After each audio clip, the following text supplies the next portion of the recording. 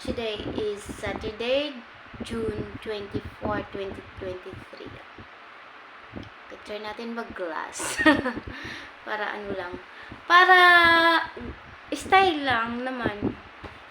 Saturday na unprogressive. Diyos ko. Napaka ng brain cells ko ngayon.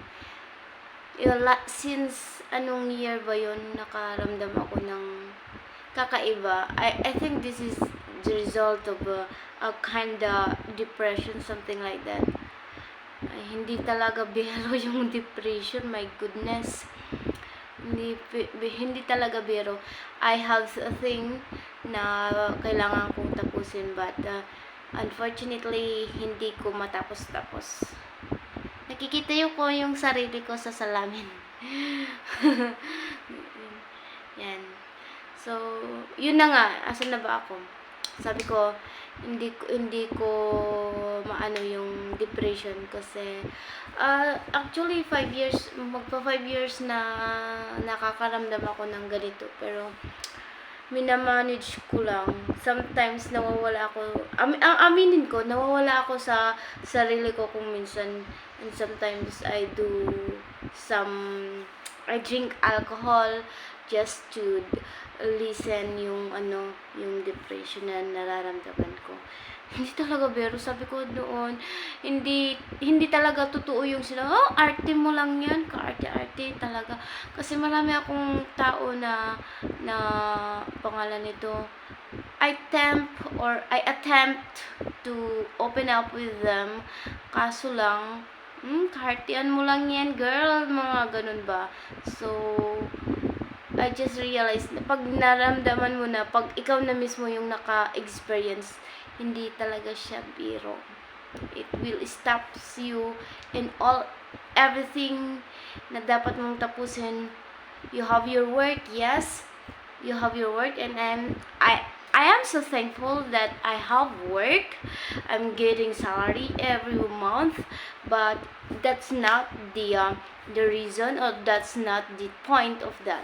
Pa yung ibig kong sabihin lang is maraming mga rason, and wala akong courage na i-mention. Kahit ako lang mag-isa dito, I just don't have the courage to mention ng kung ano yung kinadka-depress ko. Minsan, due to work environment, and akala ng iba, I'm just having a happy life. I always laugh, I always smile, but they don't know kung ano yung iniisip ko. They don't know what I'm going through. And they just enjoying to criticize you. Some people just enjoying to bully you, something like that. Because it's not only the students who have yung problema sa bullying, but also sa workplace also. Even though you're saying that you are all professional, but ganggang, ang daming professional na bully din, no. So that's why we have to cope up. Parang gusto kong i-open up with somebody else. How about to manage something like this? Yung kala mo na they're not bullying, but they are. Yung ganon. But kasi maraming, sa edad kong to, I knew, sa edad kong to, and experience that I've been through, parang hindi na kung minsan hindi na siya how do I put into words, parang hindi ko na siya hindi, I am not saying na everybody knows the Bible. Kung sino pa yung nakakaalam sa Bible, kung sino pa yung masisipag pumunta ng simbahan, sila pa yung masipag manira ng tao. Yan.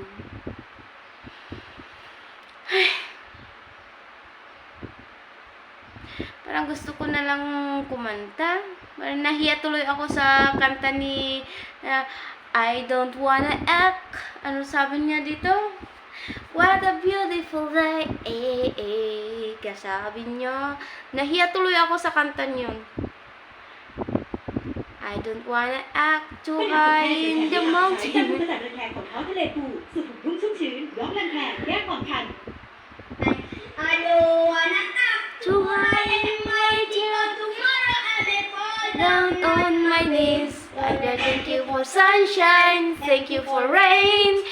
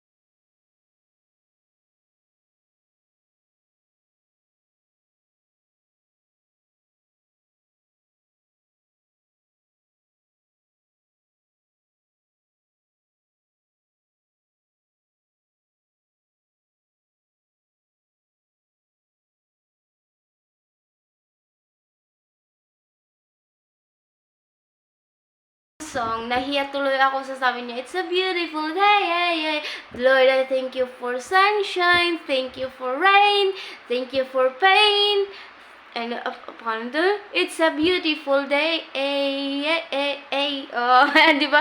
Kahit hindi ako magaling kumanta, trying hard lang. So, yun na nga, oo nga, inaano ko lang, kung minsan nahihirapan tayo emotionally because of the things na hindi naman natin ginusto na mangyari pero nangyari. But sabi nga, it happens for a reason. We don't know kung ano yung reason na yun, pero kung minsan in my experience, sabi ko nga, maybe I am experiencing this because Lord just want me to be strong and just to be matured. Kasi nandun naman ako na I am a late bloomer. Late bloomer ako, hindi ako hindi ako maagang nag-bloom, char. Maagang lumande, oo. Pero hindi nag-bloom. Well, yun na nga, inaano ko kasi naalala ko lang yung depression kasi I do not know that day, but last week pa ako binabother ako ng yung naiisip ko yung isa kong estudyante na every morning she says, good morning teacher, and you look beautiful today, you look so cute, something like that. And then, I'm so thankful naman kasi na parang kahit na binubula ako ng estudyante ko, I do appreciate na na-appreciate din niya ako kasi tuwing sa lesson she understand the lesson naman kahit may language barrier, ganun. Nababother lang ako kasi meron siyang napapakita kung minsan sugat-sugat that when I asked her what happened, and she said na parang ako yung sumugat, sabi niya, why?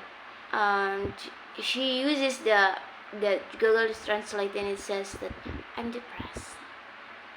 It's so serious. Na sabi ko, oh my God, paano ko to i-handle? And ang dami kong ang alam ko lang na ipang sa kanya is to kausapin siya. Kasi para i-express niya yung sarili niya kung ano yung gusto niyang i-express. Kasi parang nababother lang ako sa kanya, napapakita niya sa akin yung sinugat-sugat niya dun sa arms niya. So, nababother lang ako kung anong masasabi ng mga parents niya. Alam ba ng mga parents mo yan, kakuway? Sabi naman ay nakita daw, pero sabi? Wala man daw. So, walang pakialam, ganun? Hindi naman siguro sa ganun, pero oh my gosh,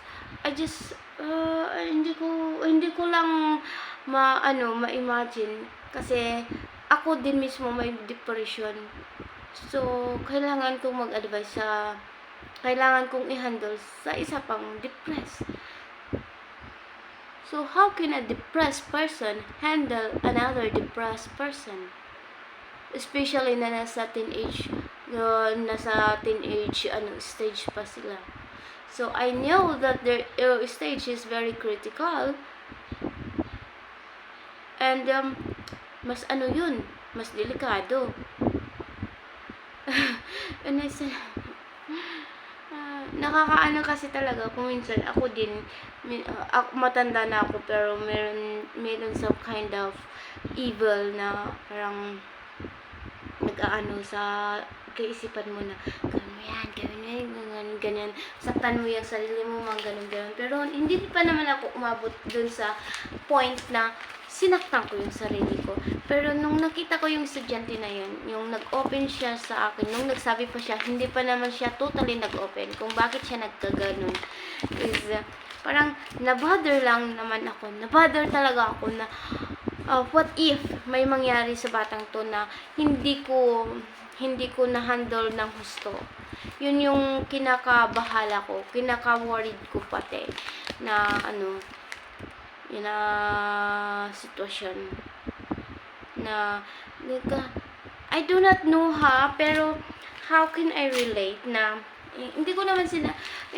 tinanong ko naman siya kung nagsiselos siya sa kapatid niya na baby, kasi may kapatid siyang baby, and every time na magkita kami, pinapakita niya sa akin yung picture ng baby na kapatid niya.